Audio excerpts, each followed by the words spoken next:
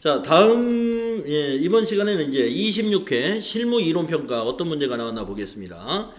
자, 주식회사 한공주방은 주방용품 도소매하는 법인이다. 예, 주방용품 회사입니다. 실무 수행 유의사항 전과 항상 동일하고요. 1번 문제는 사업자 등록증에 의한 거래처 등록 문제가 나왔어요. 거래처 서초주방의 사업장 확장 이전으로 이런 힌트 나오면 주소만 바꾸면 되겠네요. 정정된 사업자 등록증 사본을 받았다. 사업자 등록증을 참고하여 변경사항을 수정하시오. 메일 주소도 입력할 것. 네. 그러면 여기서 기본적으로 주소하고 메일 주소 바꿔놓고 나머지는 천천히 보면 되겠습니다. 그래서 여러분이 그 주어진 문제에서 그 자료 설명의 힌트가 상당히 많이 있는 문제입니다. 이런 문제는. 그래서 거래처 등록 가가지고 서초주방을 저 위에서부터 보는 게 좋을 것 같아요. 예. 이렇게 안 보인다 할 때는 컨트롤 F 서초 엔터. 네, 조금이라도 빨리 찾아야 되니까. 여러분 찾았어요. 자, 주소 틀렸겠죠? 자, 주소가 강남대로인데 여의도대로로 되어 있네요. 물음표 눌러서 여러분은 여기를 강남구로 이렇게 고쳤을 것이고 여기다가 강남대로 250 엔터 하고 여기 선택하고 적용을 누르면 주소는 바뀌었고 추가사항에 가가지고 이메일 주소를 YEA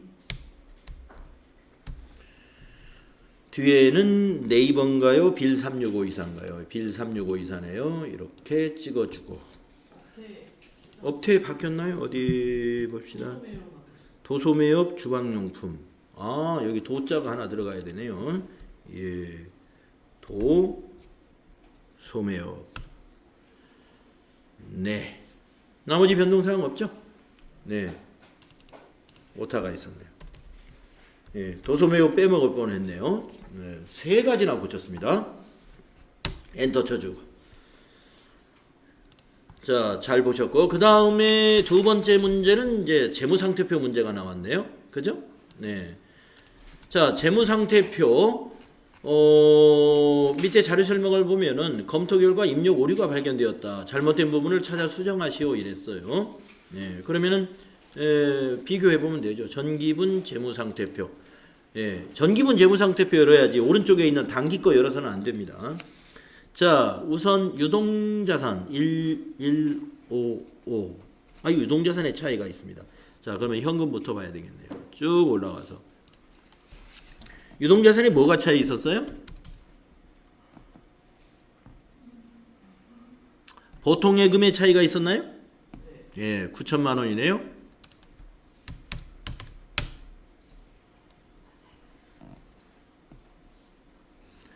그러면은 이제 117 유동자산 맞았고 자산 총계가 맞으면 좋겠다. 1309980 아이고 자산 총계 안 맞았어요. 그러면 비유동자산 여기 건물부터 장기 대여금부터 봐야 되겠네요. 장기 대여금부터 뭐가 차이가 났어요?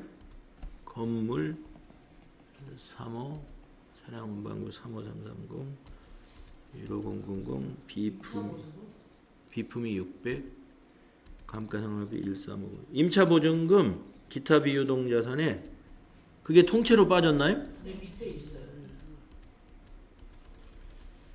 밑에 들어가 있네. 4천만 원이. 네, 이게 5,600이군요. 56 플러스 취소. 임차보증금 여기 56 플러스 엔터. 그러면은 이제 자산총계 1309980 오케이. 그래서 이 전기분 재무상태표는 여기가 차액이 제로가 되면 맞은 거예요. 네. 그래서 더 이상 볼 필요가 없고 닫아주시면 되겠습니다. 그 다음에 세 번째 문제는 그 거래처별 초기 2월. 항상 나오는 레파토리 그대로 나왔네요. 받으러음. 자료 1과 2에 의해서 거래처 초기 2월을 사항을 입력하시오 이랬습니다. 그러면은 여기 여러분은 거래처 초기 2월을 열어가지고 꼭 받으러움을 이렇게 클릭하라 이런 얘기예요. 예. 여기 현금에다 놓고 막 성급하게 입력하면 안 됩니다. 받으러움 여기 클릭. 오른쪽이 막혀 있어요. 더블 클릭 해가지고 거래처 코드를 이와 같이 안 준 경우는 코드란을 더블 클릭해가지고 노년 이렇게 검색을 해야 됩니다.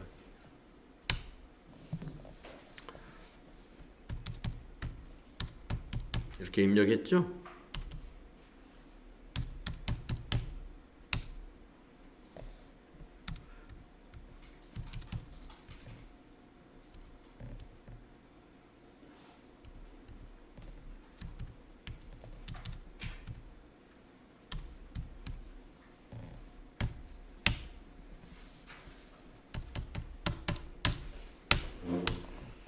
발행인이 노년주방이니까 물음표 눌러서 논현 발행일자 2017 1115 거래일자 2017 1115 거래일자 발행일자 똑같이 쓰세요. 어음 종류 전 발급기관은 신한은행 지점은 여기까지 입력하시고 여기 차액이 제로가 났죠? 그러면 닫아보시면 여기서도 차액을 제로가 있는지 보셔야 된다. 이렇게 해서 여러분 10점 얻었으면 되겠습니다. 다음에 이제 일반 전표 입력은 어떤 문제가 나왔습니까? 증빙에 의한 전표 입력, 포장 및 배송 전문업체인 퀵서비스맨의 상품, 판매 상품의 포장 및 배송을 의뢰하고 대금은 현금으로 지급했습니다. 거래 자료를 입력하시오. 자, 포장 및 배송? 배송을 했으면 운반비요, 포장을 했으면 포장비인데 여기 밑에서 보니까 단 포장은 포장비, 배송은 운반비 나누어서 하라 이겁니다. 요거 10,000원은 포장비, 20,000원은 운반비. 회계 처리할 것. 출금 전표 두 줄로 써도 되고요. 차변 대변 대체 전표로 하나로 해도 됩니다. 대체 전표 저는 하나로 하고 싶어요. 그러시면 이렇게 하면 됩니다. 자, 전체 메뉴 가가지고 일반 전표를 열어서 날짜가 6월로 시작이 되는군요. 6 엔터 날짜는 5일이고요.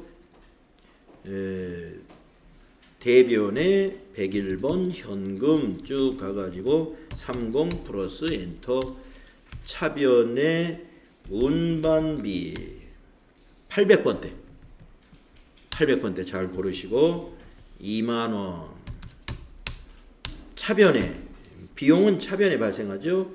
포장비 포장 800번대 20,000원 이렇게 하면은 한 건의 전표로 처리한 거고 출금 전표로 운반비 포장비 이렇게 처리했으면 두 건의 전표로 처리한 거예요. 두 개 다 맞습니다.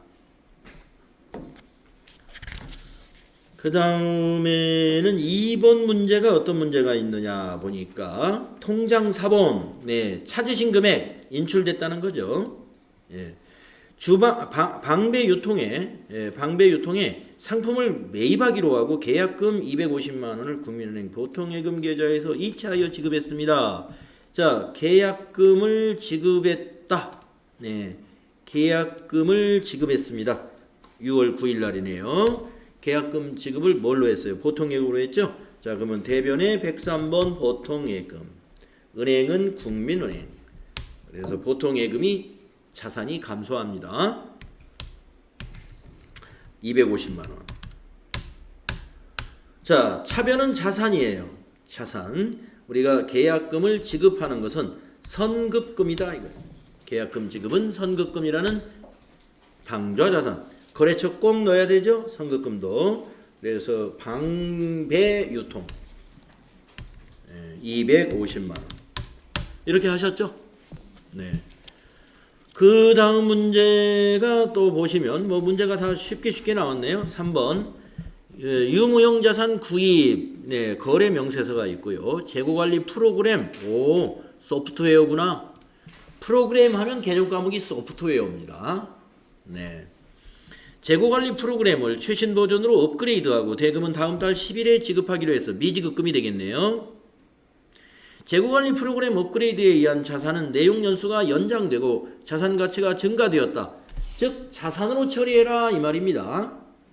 따라서 프로그램으로 소프트웨어로 여러분이 분개하시면 된다. 차변에 소프트웨어 자산 증가, 대변에 미지급금 부채 증가가 되겠습니다.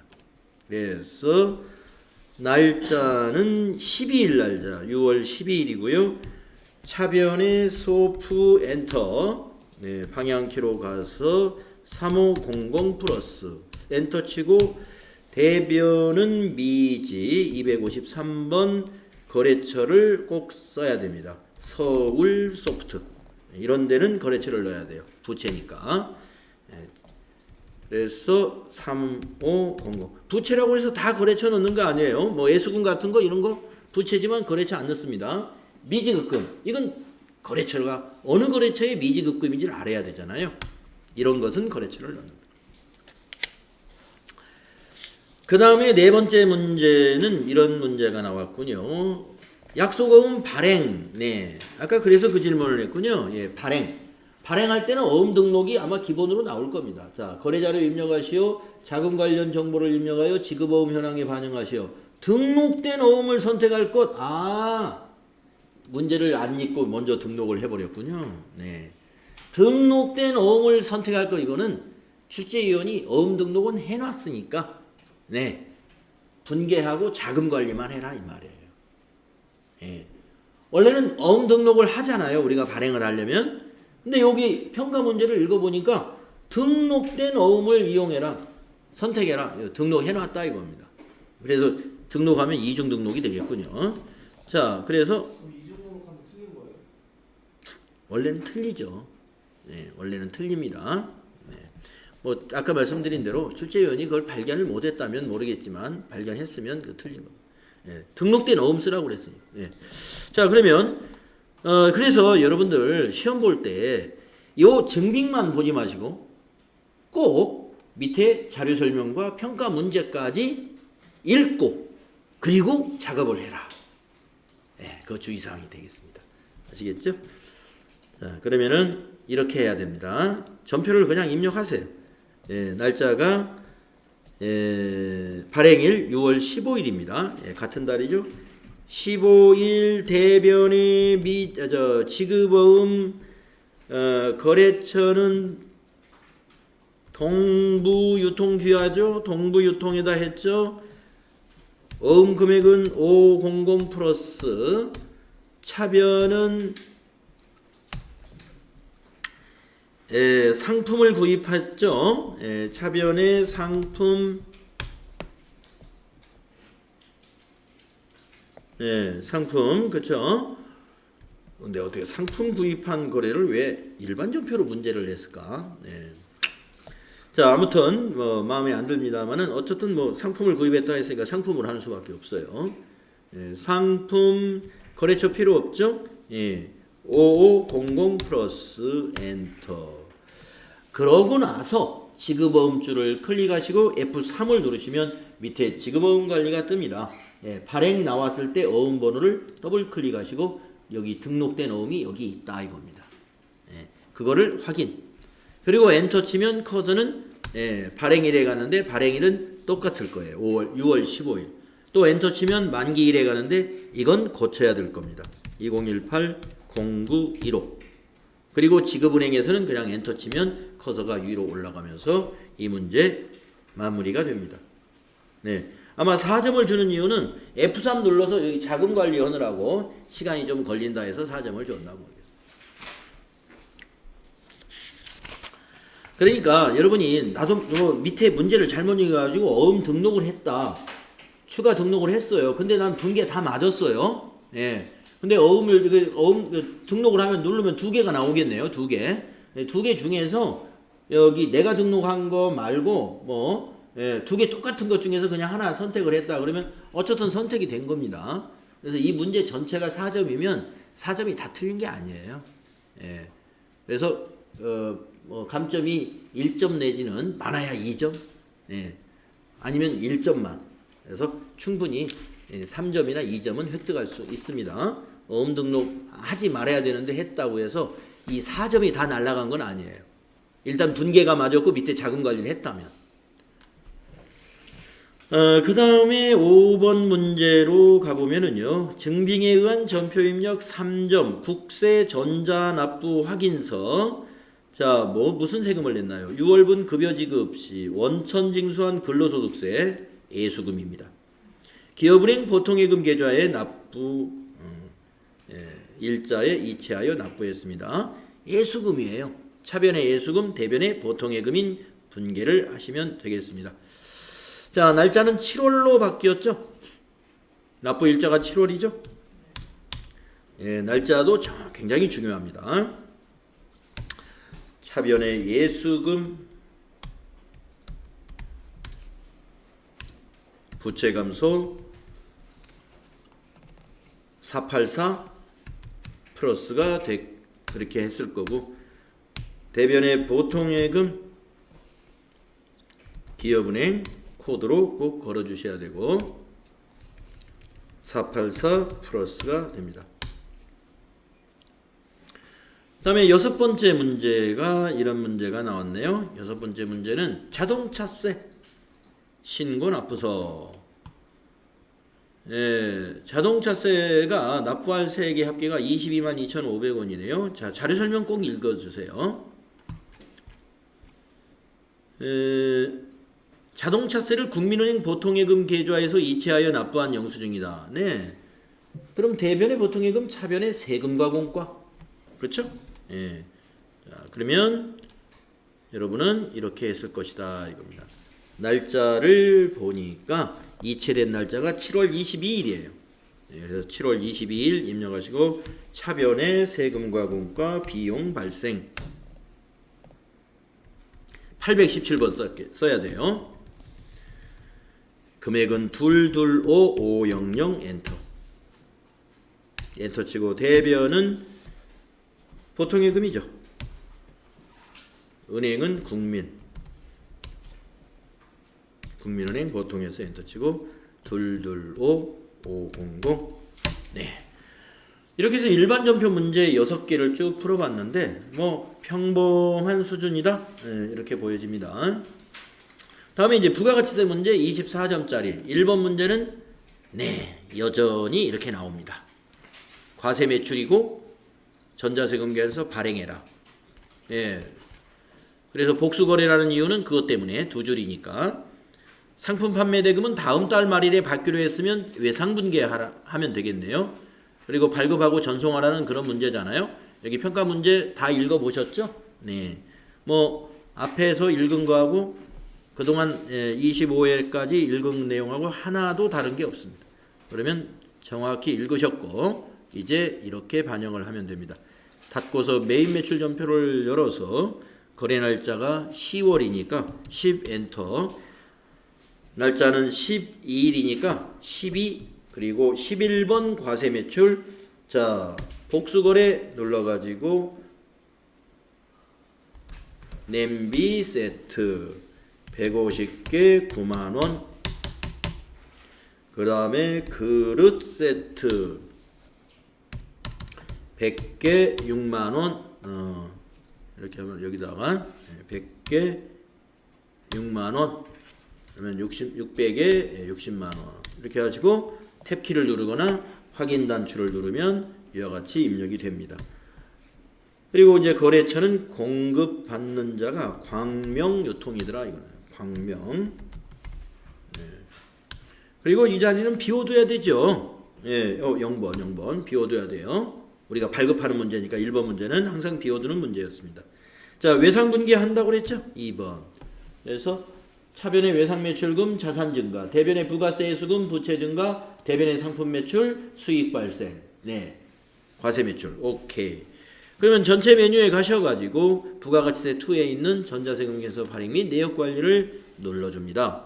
그래서 여기 거래명세서에 있는 10월 12일부터 10월 12일 날짜로 엔터 치면은 이렇게 검색이 되는데요. 앞에 체크박스 체크해 주시고 위에 있는 전자발행 누르고 확인 눌러 주시고 여기 밑에서 발행 눌러 주시고 확인 눌러주시고 다시 한번 위에서 아카데미 전자세금계산서 눌러서 로그인 누른 다음에 나타나면 미전송을 체크해 주시고 매출 조회를 눌러주시고 한 줄 나오면 발행 완료되었습니다. 확인 누르고 확인 눌러주고 없어지면 요거 닫고 또 한번 여기서 닫아줍니다. 그러면 메인 매출 전표까지 돌아옵니다. 이렇게 해서 4점을 획득했습니다. 이거 만약에요. 네. 외상으로 안 하고 혼합으로 한 다음에 외상 매출금으로 바꾸고 미수금으로 저거를 대변에다 쓰면 어떻게 차변에다가 미수금으로 하는 건가? 차변이 외상 아니, 매출금이죠. 외상 매출금하고 대변에다가 대변은 부가세 수금하고 상품 매출이 있고 만약에 여기 혼합으로 하면은 예, 대변만 만들어지고 차변이 빌 거예요. 자, 혼합으로 했단 말이에요. 그러면 대변만 자동으로 부가세 수금 상품 매출. 그러면 차변만 넣어주면 돼요. 예, 차변만 108번 외상 매출금. 금액은 21450. 아, 그러니까 이렇게 해도 맞아요? 그러면요. 예. 혼합 제가 그랬죠. 모든 분계를 다 혼합으로 해도 상관없다. 혼합으로 하고 전부 여기 개정 과목 맞추면 돼요. 예. 그러니까 이걸로 채점을 하는 건 아닌데 이걸 가지고 채점을 하진 않아요. 결과는 이거 가지고 채점하는 건데 우리가 왜 분계 유형을 그렇게 따지냐면은 이 분계 유형을 잘 선택하면 이 분계가 자동으로 쉽게 되잖아요. 예. 그래서 이거 잘 선택합니다. 그러니까 외상 분계 선택하면 여기 밑에 와서 차변을 안 넣어도 되거든요. 네. 그래서 혼합으로 하고 외상 매출금 해도 맞습니다. 그러면 그 다음 문제로 가보겠습니다. 이제 두 번째 문제가 매입거래 3점짜리가 있어요. 연말정산 실무 계산서 계산서 하면은 매입이니까 53번이구나. 네, 딱 이게 번호가 딱 이제 하도 많이 이제 여러분이 연습을 하셨기 때문에 뭐 FAT 1급에 나오는 유형이 딱 뻔하잖아요. 네. 계산서 파란색 계산서는 53번. 네. 자, 회계팀 업무용 도서를 외상으로 구입했습니다. 미지급금. 외상으로 구입한 건 미지급금. 상품 아니니까. 이거 연말정산 실무 책인데 그릇이 아니잖아요. 네. 그리고 전자계산서니까 전자 1번 넣어주고요. 매입 매출 자료를 입력하시오. 전자계산서 거래는 전자 입력으로 할 것. 네. 네, 여러분 아까 질문을 하셨죠. 이 업무용 도서를 비품으로 해야 됩니까? 도서, 신문 다 똑같은 개정 과목 도서 인쇄 비용 처리하는 거예요. 도서 인쇄 비. 명함 인쇄, 도서 인쇄비, 신문 구독, 도서 인쇄비, 잡지 구독도 도서 인쇄비, 책을 사는 것도 도서 인쇄비다. 800번 때 도서 인쇄비로 처리하시면 됩니다. 자, 그래서 날짜는 10월로 바뀌었군요. 같은 달이군요. 15일이고요. 53번 면세 매입이다 이겁니다. 책이 면세 재화예요. 네, 그래서 여기다가 연말정산 실무 20개를 샀네요. 수량 20개에 2만원짜리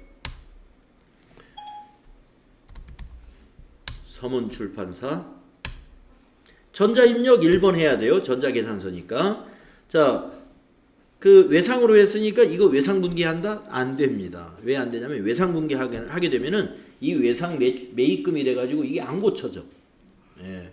그래서 상품이 아닌 것은 절대 외상분계 선택을 하지 마시라. 혼합분계 3번 이렇게 해가지고 이거 상품이다, 상품이 아니다 이미 알고 있죠. 이걸 도서인쇄비로 한다.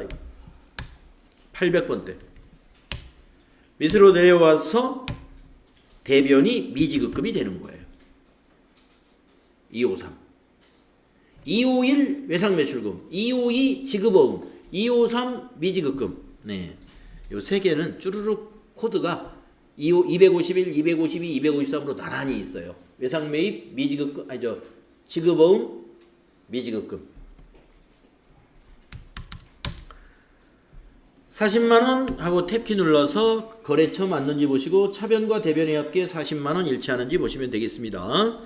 네, 이거 53번 면세 매입 유형만 잘 선택하고 여기 혼합으로 분개해서 도소인쇄비로 바꾸는 것만 주의하시면 되는 문제였습니다. 자, 그 다음에 세 번째 문제는요. 세 번째 문제는 매출거래 4점이나 줬네요. 주전자, 네. 수정, 예, 수정이라서 그랬나요? 네. 자, 서부유통에 9월 10일에 판매한 상품 중에서 10개가 불량으로 반품되어 수정 세금 계산서를 발급했다. 대금은 외상 매출금과 상계 처리하라. 외상 매출금과 상계 처리할 때는 외상 분개하시면 돼요. 매입 매출 자료를 입력하시고 전자세금 계산서 발급 및 전송 업무는 생략하고 전자입력으로 입력할 것. 네, 요거 수량을 마이너스로 그대로 입력해 주면 되는 문제입니다. 자, 그러면 어떻게 하느냐? 매입 매출 전표에 날짜는 같은 달 20일 11번 과세 매출, 예, 그리고 주전자 마이너스 10 그리고 엔터 치고 마이너스 20만 원 넣으면 안 돼요. 예, 공급 단가는 그냥 2만 원을 넣어야 됩니다. 예, 그래야 공급가액이 마이너스 20만 원 나옵니다. 거래처는 서부, 전자는 1번, 분계는 2번 분계하시면 된다. 그러면 외상 매출금에서 마이너스가 일어납니다. 부가세 예수금에서도 마이너스가 일어납니다. 상품 매출에서도 마이너스가 일어납니다. 예. 그래서 반품 받았기 때문에 전부 외상 매출금에서도 빼주고 상품 매출 수익에서도 빼주고 부가세 예수금에서도 빼주고 하는 그런 분계죠. 네, 4점짜리 문제였습니다. 응? 네. 부가세 예수금 맞죠? 여기 과세 매출이니까 11번 과세 매출이니까 이 부가세 예수금이 나와야죠. 상품 매출? 아, 그냥 상품 매출이에요? 그렇죠. 상품 매출에서 빠져야죠. 주전자가 상품이니까.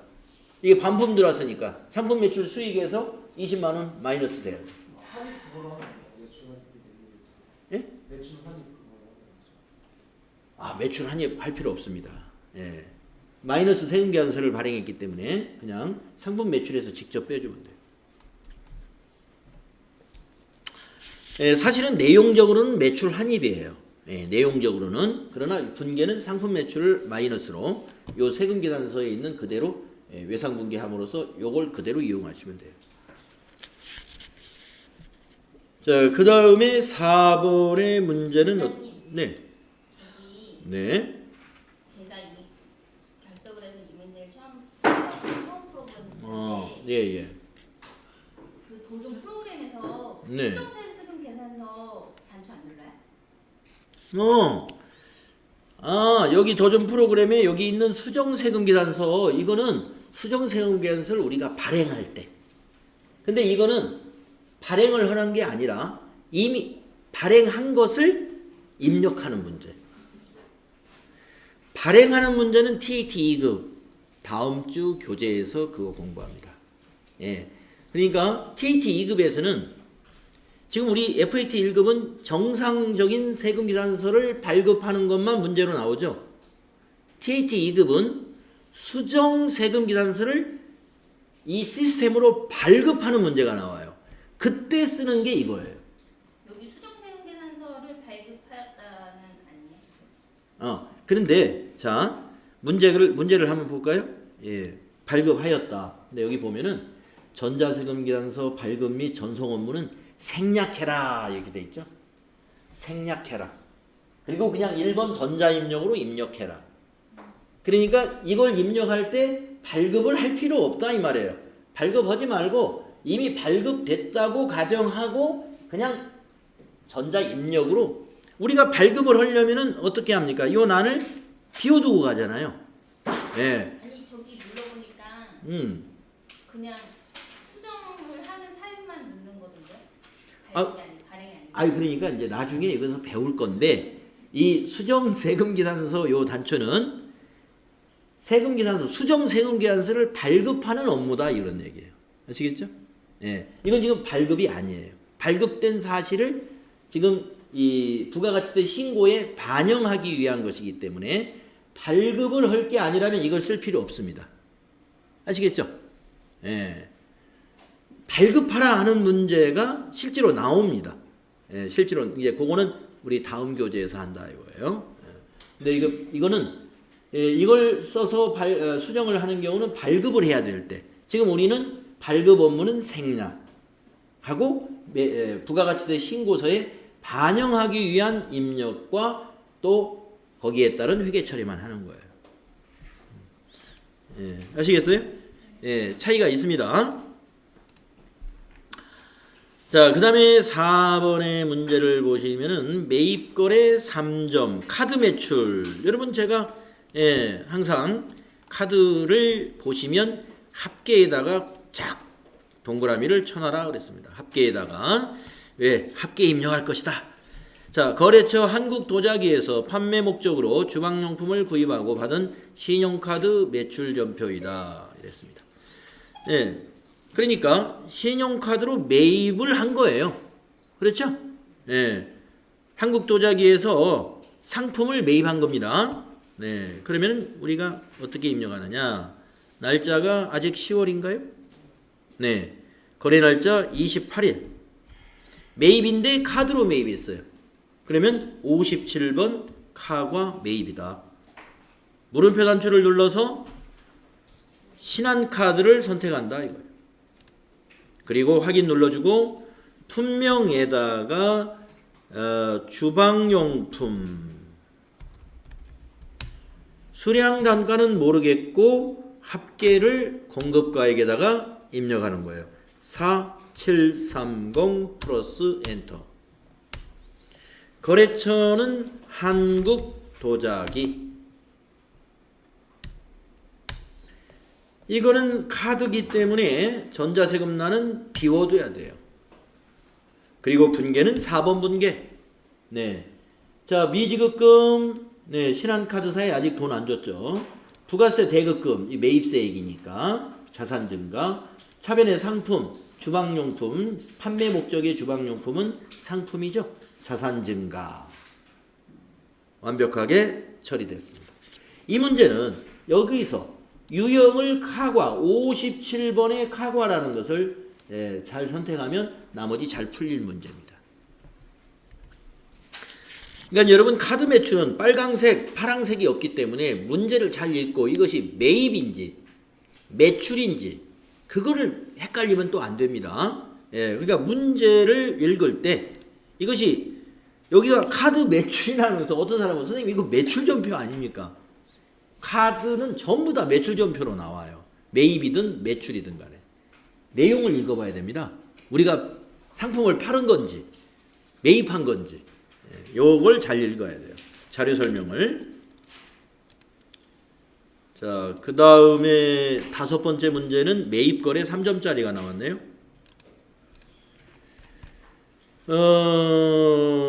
저기 홍삼 세트네요. 예, 자 밑에 매출 거래처에 선물할 홍삼 세트. 아, 거래처에 선물한다. 매출 거래처에 접대비. 구입하고 전자세금 계산서를 발급받았습니다. 매입 매출 자료를 입력하고 전자세금 계산거래는 전자입력으로 할 거. 자, 세금 계산서를 받았는데 접대비다 이거예요. 그러면 유형을 54번으로 해야 된다. 이걸 잊어서는 안 되겠죠. 예. 이 유형을 이걸 54번으로 시작을 해야 되는 문제예요. 예. 자, 한번 입력을 이렇게 해야 됩니다. 11월. 아, 월이 바뀌었습니다. 11월로 바꾸시고 날짜는 8일이고 54번 유형 여기 잘 선택해야 돼요. 그리고 불공제 사유는 여기서 접대비 9번 그리고 선택을 해주시고 홍삼 세트 100개 5만원. 거래처는 홍삼나라. 전자세금 계산이죠. 1번 하시고 대금은 어떻게 했냐. 거기 밑에 이 자료 설명이 없을 때는 이 부분을 봐야 돼요. 현금이 200, 외상이 이거. 아하, 혼합 분기해야 되겠구나. 예. 3번 혼합. 자, 홍삼 세트가 상품은 아니란 말이죠. 접대비란 말이죠. 813번 접대비. 대변은 현금으로 일부 지급했으니까 101번 200만원. 또 4번 대변의 외상은 외상 매입금 하면 큰일 납니다. 틀려요. 예. 외상 매입금 아니라 미지급금. 네. 상품 아닌 건 미지급금. 네. 상품이 아니기 때문에 그래서 미지급금이 3500 플러스가 되겠습니다. 탭키 눌러서 거래처 홍삼나라 맞고 차변과 대변의 합계가 550만원 일치했습니다. 그래서 잘 해결이 됐습니다.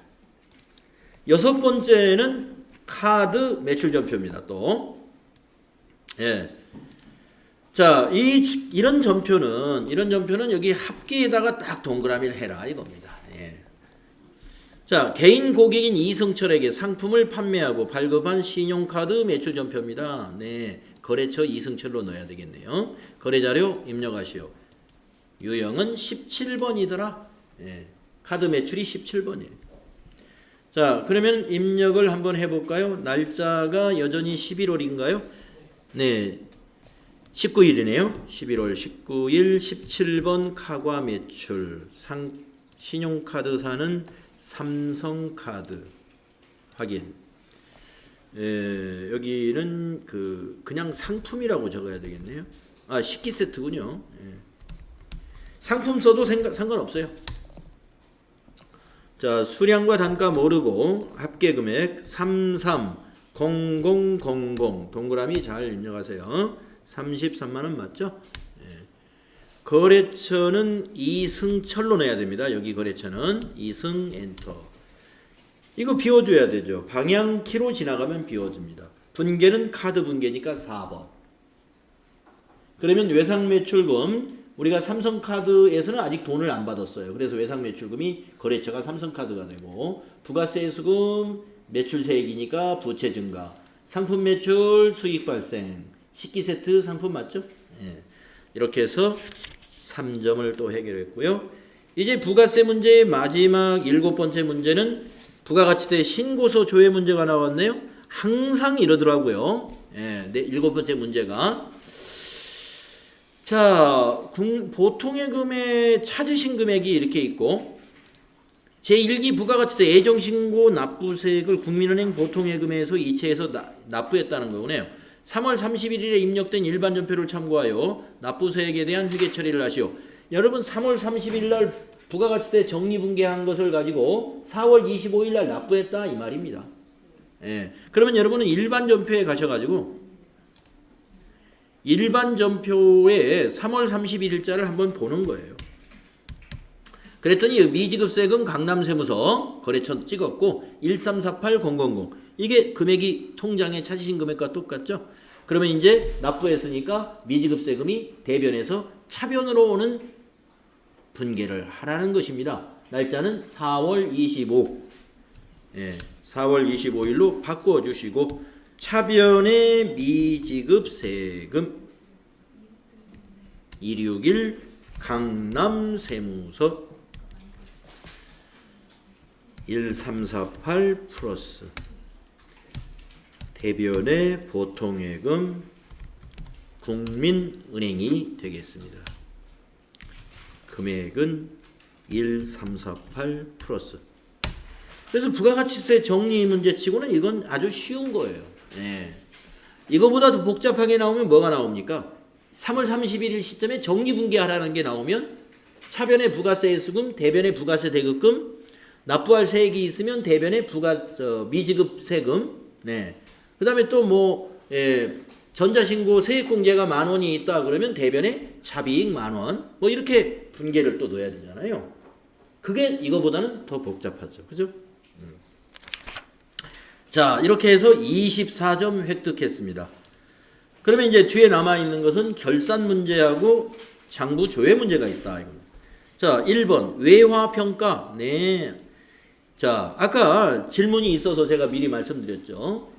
외화평가는 외환차익, 외환차손이 아니에요. 외화 평가 시에는 자, 다시 한번 여기다 정리를 하겠습니다.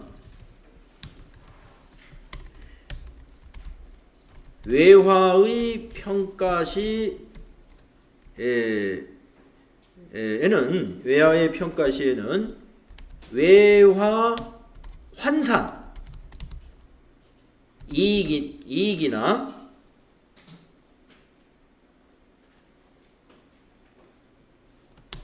외화 환산 그러니까 손실 또는 외화 환산 이익 이 두 가지 중에 하나예요.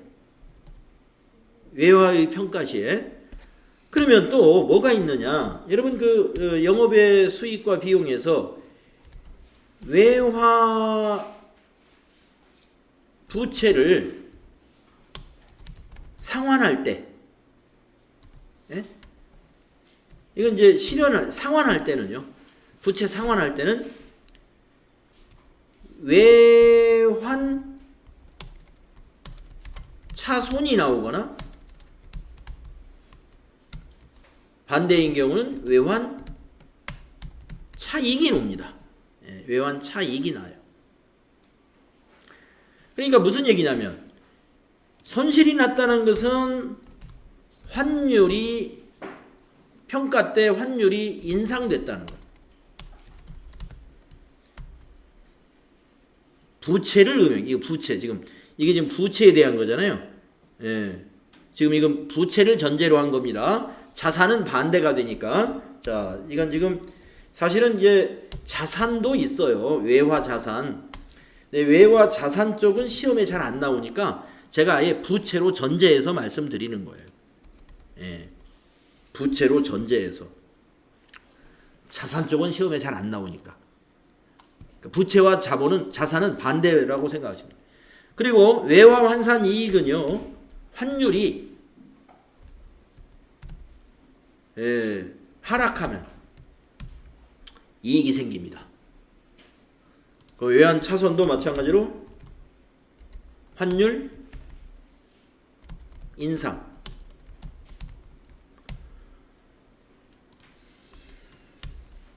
외환 차익은 환율 하락 시에 나오는 거예요.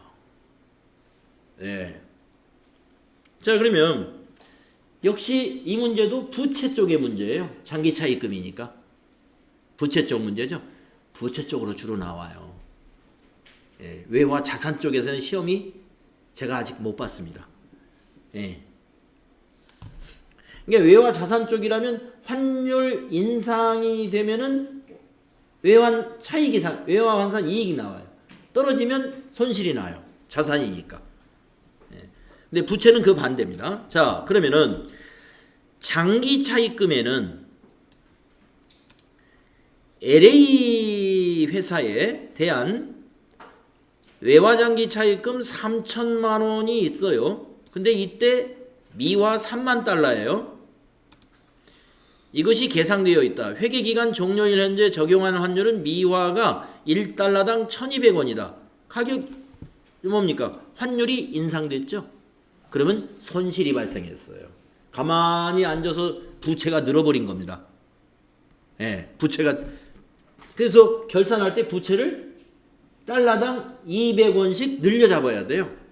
예, 그러면 달러당 200원이니까 1000원이, 자, 왜 200원이냐? 여러분 3만 달러를 3천만 원이라고 한 것은 이 3천만 원을 3만으로 나누면 1000원이에요. 그래서 1달러가 1000원으로 환산해가지고 장부를 기록했다는 뜻이죠. 그러니까 차입 당시에는 달러당 1000원이었어요. 그런데 결산일 12월 31일 날 달러당 1200원인 겁니다. 그러면 1200원 곱하기 3만 달러로 어떻게 해야 돼요? 이 장기 차입금을 고쳐야 되겠죠. 예. 자, 그래서 그 차이를 보니까 200원 곱하기 3만 달러 해보세요. 200원 차이니까 600만 원입니다. 딱. 예. 그래서 어떤 분계를 우리가 해야 되느냐? 이런 분계를 해야 돼요. 이런 분계를 차변에 손실이 발생했기 때문에 외화 환산 손실 환율이 인상이 돼가지고 지금 여기에 해당되는 거예요. 지금 여기에. 그래서 600만 원. 대변에 부채가 증가합니다. 장기 차입금 또는 장기 차입금이거나 저기 외화 장기 차입금이 있으면 이 계정 과목으로 하면 돼요. 600만 원. 그래서 이거를 우리가 입력해 주면 되는데 이거는 이제 비용이 발생한 거고요. 그 비용 발생한 것만큼 우리 부채가 증가하는 이러한 결산수정분계를 하라는 문제였습니다. 지금까지 결산수정분계가 지금 기출문제 6회에 걸쳐서 하는 동안에 이건 처음 나왔어요. 네. 자, 그러면 점표 입력을 한번 해보겠습니다. 12월 31일자로 합니다.